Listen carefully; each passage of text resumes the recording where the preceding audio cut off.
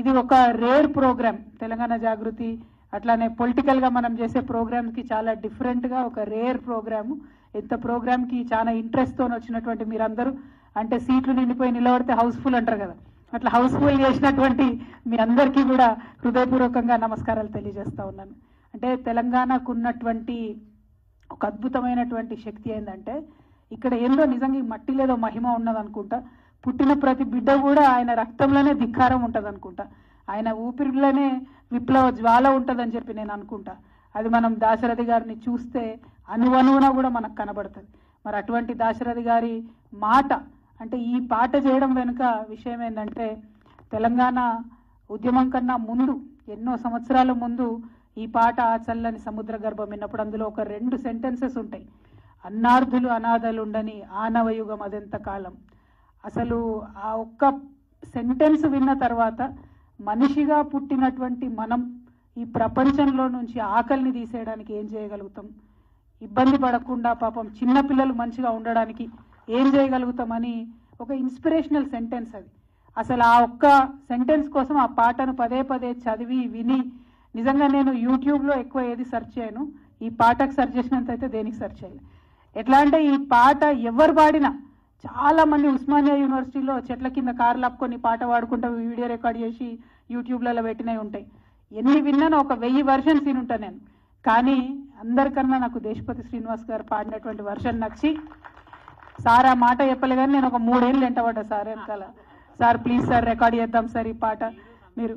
Exactly ఎంత వెంటబడితే ఒక 3 ఏళ్ళ తర్వాత సార్ పాట రికార్డ్ చేశారు.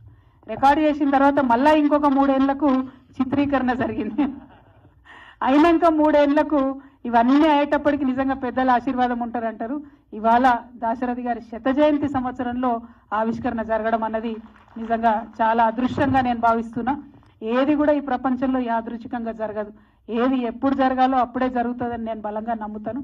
ఇవాళ ఆవిష్కరణ జరిగిందంటే ఖచ్చితంగా 100% మనకు దాశరథి గారి ఆశీర్వాదం ఉందనే మనస్ఫూర్తిగా నేను భావిస్తూ ఉన్నాను. మరి ఈ పాటను చేయడం వెనకాల సార్ పాడడం, వారి గాత్రం ఉంటే, మరి మల్లిక్ గారి సంగీతం కూడా అంతే సూదింగ్గా, ఎట్లయితే దేశపతి గారి వాయిస్ ఉందో అంతే సూదింగ్గా ఆ పాట ఎప్పటికీ ఉండిపోయే విధంగా సోదరు మల్లిక్ గారి మ్యూజిక్ ఉంది. Thank you so much. అట్లానే పూర్ణ పాపం హార్ట్ పెట్టి ఎడిటింగ్ చేసిండు, హార్ట్ పెట్టి మమ్మల్ని రమ్మన్నారు ఒకసారి వచ్చి మీరు నివాళులు అర్పించేటటువంటి దృశ్యం ఉండాలి అని అంటే, ఎక్కడ అంటే రవీంద్ర భారతికి పోయినాం. పోయేవరకు అందరు డాన్స్ చేస్తారు. నేనన్నా ఇదేంద్రబాయ్ ఇట్లా డాన్సులు గిన్సులు పెట్టినావు మన తెలంగాణ పాటలకు, సారి ఏమనుకోదు సూట్ కాదు ఇదేంది పెట్టినావు నువ్వు అని అంటే, లేదక్క డిఫరెంట్ వస్తుంది మీరు చూడండి చాలా, అంటే ఈ పాటలో ఉన్న డెప్త్ కన్వే చేయడానికి ఇది కావాలి అని అంటే నాకైతే అప్పుడు కొద్దిగా అనుమానంగానే ఉండే. కానీ ఈరోజు పాట చూసినాక మాత్రం డెఫినెట్గా మంచి ఎఫర్ట్, మంచి థాట్ అని చెప్పి మనస్ఫూర్తిగా అనిపించింది. చాలా డీసెంట్గా చక్కగా వచ్చింది. అట్లానే ఎడిటింగ్ కూడా మీరు బ్యూటిఫుల్గా లిరిక్స్కి తగ్గట్టు చేసినందుకు మనస్ఫూర్తిగా పూర్ణ గారిని అభినందిస్తూ ఉన్నాను. అట్లానే వేదిక మీద ఉన్నటువంటి ప్రతి ఒక్కరు కూడా చాలా ఇన్డెప్త్గా మాట్లాడుకుంటూ పోయినారు. నిజంగా తెలంగాణ సాహిత్యం గురించి, తెలంగాణ కవుల గురించి ఆలోచిస్తే పోతన దగ్గర నుంచి మొదలు పెడితే ఈ వేదిక మీద ఉన్నటువంటి మానుకోట ప్రసాద్ గారి వరకు, మా సోదరులు మిట్టపల్లి సురేందర్ వరకు ఎవ్వరు కూడా ఎప్పుడు ఎవరికి తల వంచరు. మన వాళ్ళు క్వశ్చనే లేదు. పోతన ఆనాడు రాజు ఇంటికి వచ్చి కూడా నాకు కవిత్వం అంకితమే అంటే ఇయ్యాను పో, నేను శ్రీరాముడికే ఇచ్చుకుంటా అని చెప్తాడు ఆయన. అట్లనే దాశరథి గారు కూడా అంతే. నిజాం రాజు ఎన్ని కష్టాలు పెట్టినా, ఎంత హింస పెట్టినా ఆనాడు తెలంగాణ వాదాన్ని వదలలే. సాయుధ రైతాంగ పోరాటాన్ని ఆయన సపోర్ట్ చేయడం మానుకోలే. పార్టీని ఇడిచిపెట్టేస్తారు. ఆయన సిపిఎంలో ఉంటారు యాక్చువల్గా. కానీ ప్రపంచ యుద్ధం, 2వ ప్రపంచ యుద్ధం తర్వాత ఆ పార్టీ విధానం బాగాలేదని చెప్పి సిద్ధాంతం కోసం ఆ పార్టీని ఇడిచిపెట్టేస్తారు. కానీ ప్రజల్ని ఎప్పుడు ఇడిచిపెట్టలేదు.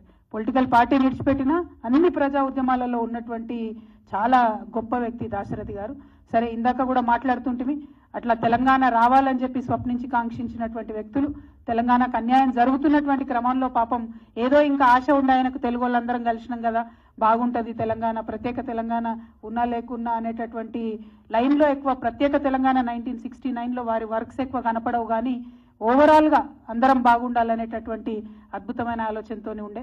అయితే ఏదైతే నా తెలంగాణ కోటి రతనాల వీణ అని వారు మా నిజామాబాద్ జైలు గోడల మీద బొగ్గుతో రాసిండ్రో, అదే ఆనాడు మలిదశ తొలి తెలంగాణ ఉద్యమానికైనా, మలిదశ తెలంగాణ ఉద్యమానికైనా కూడా స్ఫూర్తిగా నిలిచింది. అందుకే నేను ఒక మాట అంట, ఇక్కడ ఉన్నటువంటి కవులు, వింటున్న కవులందరూ కూడా డెఫినెట్గా ఈ మాటను అంగీకరిస్తారనుకుంటున్నా. పాలకులు ఎవరన్నా కానీ గన్నుల కన్నా ఎక్కువ పెన్నులకే భయపడతారు. ఎందుకంటే ఒక్క సిరా చుక్క 1,00,000 మెదళ్ళను కదిలిస్తుంది. ఆయన బొగ్గు పట్టుకొని ఆ గోడ మీద రాసినటువంటిది దాదాపు 80 సంవత్సరాలు అయిపోతుంది. కానీ ఇప్పటికి కూడా మనం ఇంకా నా తెలంగాణ కోటి రత్నాల విన చెప్పుకుంటున్నామంటే అక్షరానికి ఉండే పవర్, పెన్నుకు ఉండే పవర్ దేనికి కూడా ఉండదు. మా తమ్ముడు సురేందర్ ఇంతకుముందు మాట్లాడుకుంటూ ఈ పాలన పోవాలంటే ఏదో మందు కనిపెట్టాలన్నాడు. మందు కాదు బ్రదర్, మందు గుండు సామాగ్రి తయారు చేసుకోవాలి. ఆ మందు గుండు సామాగ్రి అన్నది ఇట్లాంటి సభలలోనే తయారవుతుంది. నిజంగా నేను బయట నుండి వచ్చిన తర్వాత చూసి అరే మళ్ళా తెలంగాణ ఉద్యమ సభలు ఎక్కువనేది, మొత్తం అందరూ ఉత్సాహంగా నిలబడి అద్భుతంగా వింటూ ఎంజాయ్ చేస్తున్నారు అనుకున్నా. మందుగుండి సామాగ్రి తయారు చేయడానికే ఇట్లాంటి సభలు, మందుగుండు సామాగ్రి తయారు చేయడానికే దాశరథిని గుర్తు చేసుకోవాలి.